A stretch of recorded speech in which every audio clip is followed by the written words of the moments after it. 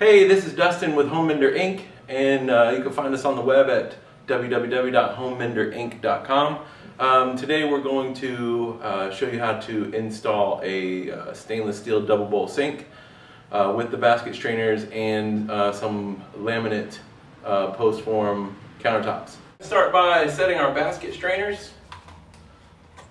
We're going to use some plumber's putty, kind of like silly putty, so you can let your kids play with it. They're don't eat it though, it doesn't taste very well. And you just kind of roll it out. I'm using the faucet box here as a rollie. Alright. Open our basket strainer, about $7. That. Ring off. It's got a ring, and then it's got a paper washer, and it's got a rubber washer. So it goes metal to the sink. Wrap your plumber's putty around like so, and if it doesn't go all the way to the end, just roll out a little more. Make sure you got what you need. All right. There we go. And then I kind of mush it in, flatten it out a little bit. Could use a little bit more there. Any place you think it's thin, it's best to put more in it than you need, not have to change it later. Then we take the sink, pop it down on the inside like so, flip the sink over. I mush it in with my hand like that. Rubber washer and then paper washer. The paper washer keeps the rubber washer from binding up and getting all screwed. Alright, the ring goes on. It's on, there we go. Spin it on. It's got these little barbs on the bottom of it where you can get a wrench on it. They have a special basket strainer wrench, but I find that Channel Locks just does the same.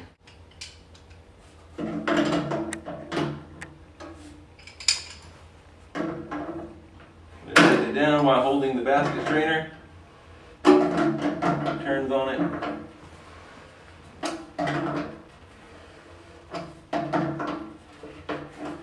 Flip it over and make sure it's in the center. Sometimes they like to walk a little bit on you. Just pull it up there where you need it.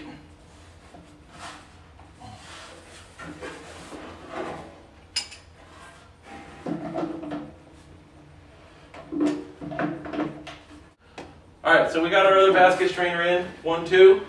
Set them up both the same way. Next, we're going to take our Delta faucet. Delta, buy it for looks, buy it for life. I think that's their motto. Not really sure, so don't quote me on it. And we didn't get any plugs from Delta on this one, just so you know. Here is our sprayer housing. We're gonna wind this guy down all the way. This is a 4-hole sink, so we need something to block that hole. If you don't have a faucet with a sprayer, they do sell a blank that threads down on and fills your hole for you. We're going to set this down on plumber's putty because that's just what we do. This is going to set on the other hole, the hole off by itself here. I'm going to take that, thread it through. This is a lot easier to do with the sink off than setting the sink first. I'll mush that down there like that.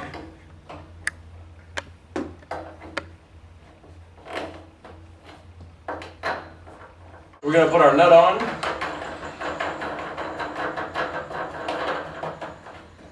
Alright, snug that guy down.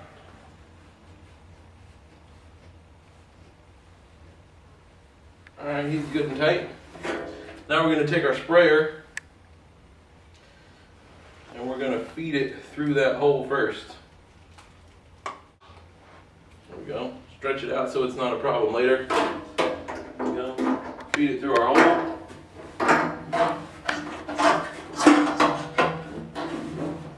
And we're going to feed it up back through the center hole so we can work on the faucet. You notice you got 2 lines on the bottom for the supply lines. One of them is usually labeled, tells you which one's the hot, which one's the cold. Just kind of make a note of it before you have to get up under your sink and find it later. We're going to clip our fitting onto the sprayer. Gently move these out of the way. If you crimp these lines, you're in trouble. We're going to stick down like so. Pull it back, make sure it's locked. These come with a plastic gasket on them. Some people set the faucet itself on plumber's putty. I don't if it's got the plastic gasket. Set that, feed this back through. Right. Then we're going to secure our nuts on the bottom.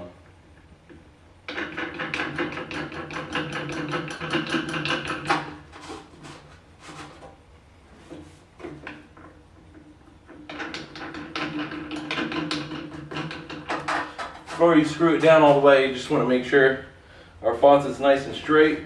This one's not, covering the holes. There we go. Make sure we have no visible holes here. They come with these plastic wing nuts, so you can just do it by hand. Just get them good and snug. Now our sink's ready to be set in the countertop. Alright, so now we got our assembled sink with basket strainers and faucet and sprayer. We're just going to drop it on our new laminate tops. Drop it inside. And hope that it fits, which it does. Next we're going to take the clips that come with the sink, open them up, and they've got these little screws that fit in. So assembled, this is what our clip looks like. Got your little points up, and then these little barbs here fit inside the track. This little barb here fits inside the track of the sink, and the bottom clips onto the sink like so. And then just run them on each track. So you're going to do about 3 on each side. 3 on front, 3 on sides, back.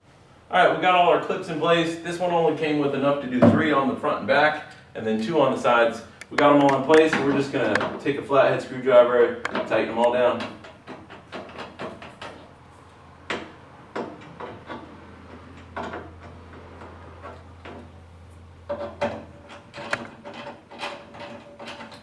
Alright, next we're ready to set the top. So this is our pre-prepped counter space area where our laminate top is going, and what we're going to do is we're going to use these little brackets here to fasten our countertop from the bottom. So we're going to run screws up from the bottom to secure the countertop. We don't have a lot of room in this tiny kitchen, so we are going to go ahead and just pull the top in and set it. Okay, so now we got the tops on. They're looking nice. We already set the sink to the top, which is a lot easier to do when it's sitting in the floor than it is to get under the sink and do it. So most of our legwork is already done. We just have to attach the plumbing the same way that you took it apart. So we're going to hook the old drain back up to the basket strainers, tighten them with the slip joint nuts, and then hook your supply lines to the bottom of the faucet.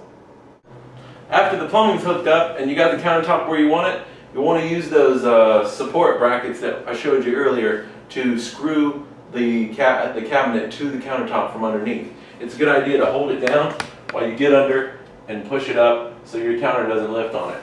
Try to get one in all the corners at least, maybe one behind the sink, basically anywhere where you feel it bouncing. You can hit it and bounce on it. This one's secure. Then we had this little guy over here, so we didn't have anything to secure this one down to, so we put liquid nails on the bottom and set the top on it. Put your side splashes on, and then we wanted to caulk this seam right here. Because of the color the customer chose, they don't really have a caulk to match, so we went ahead and used clear. It comes out white. I suggest if you're doing it for a customer, you make sure you let them know that it is clear, because they might freak out and say, "You're putting white caulk on there." So yeah, that's it. The countertops are done. Took us about an hour, and just for the record, that is actually Moen, who is buy it for looks, buy it for life. Delta, I don't know what the motto is, but it's a pretty faucet anyway. So for Home Mender Inc., this is Dustin, and we just did some countertops.